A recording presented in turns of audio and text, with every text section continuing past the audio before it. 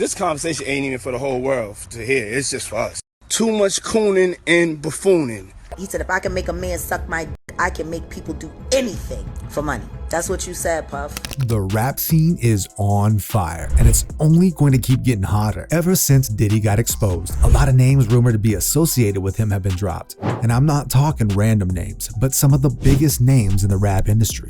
As Diddy's life is going downhill fast, one thing is clear. He doesn't plan on going down alone and has taken every single one of them down with him. Over the last 6 months, Diddy's life has taken a complete U-turn as he's been exposed for doing a lot of dark and shady things from SA to grooming allegations, proving that he's been extremely busy behind closed doors. As it stands now, his career is as good as over.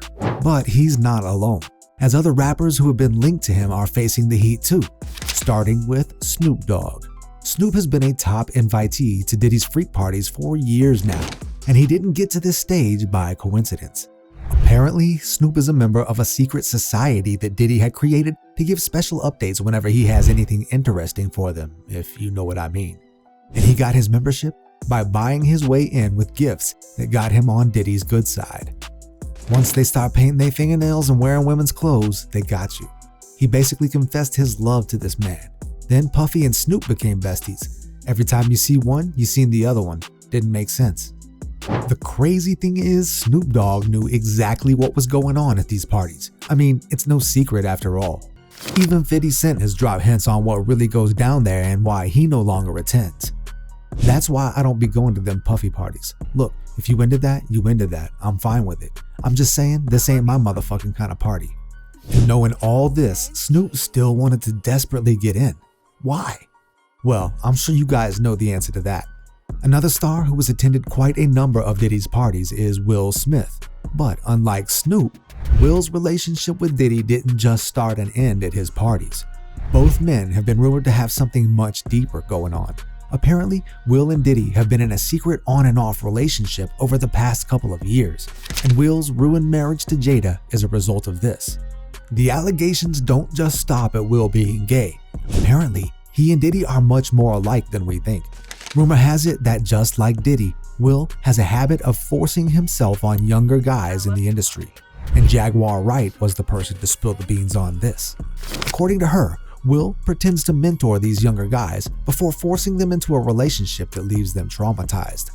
Both Meek Mill and Bryce Gray have fallen victim to this. I thought there's a legion of women who said, I'm glad for Will fighting for his woman. Yeah, because they still want to believe that that sham of a fucking marriage is real. Oh. Well, there you go. He ain't never gonna be Tupac, and she proved it when she fucked August Alsina. Ooh, man. Yeah.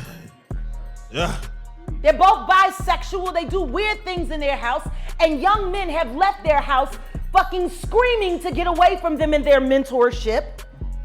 Meek Mills. Bashir Gray. Left that house fucking screaming.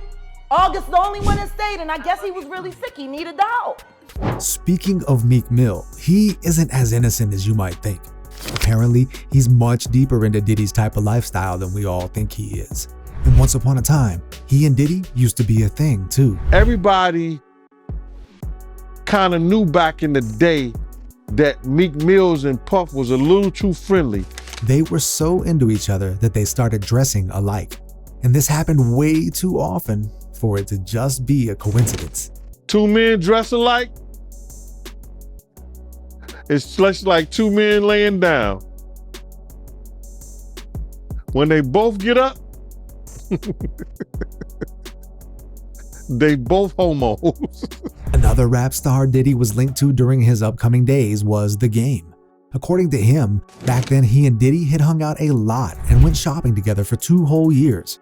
Although he didn't exactly mention everything that happened between the both of them during and after those shopping trips, I'm sure we can all take the hint. Yeah, Puff, I was running around with Puff for a minute, but we was just partying, man. Puff liked to party. Word around the street is that The Game had done a lot of nasty stuff with Diddy just so he could get a record deal. The same way Diddy did things with Clive Davis. But unlike Diddy and Clive, he didn't get anything out of his arrangement with Diddy. Same way YK Osiris didn't get much out of Diddy too, even though he was used by him. Long before Diddy got exposed, there were rumors of YK Osiris being Diddy's boy toy, and that Diddy had flown him to Jamaica for a special trip together. Although YK Osiris never admitted to this, he also never denied it. I was in Jamaica with him. Oh, I see it now. See? I was in Jamaica with Osiris him. in Jamaica with his alleged boo Diddy. Can we talk about Diddy new boy toy YK Osiris? The never admitting to or denying allegations seems to be a general behavior among Diddy's associates, because Rick Ross and DJ Khaled do the exact same thing.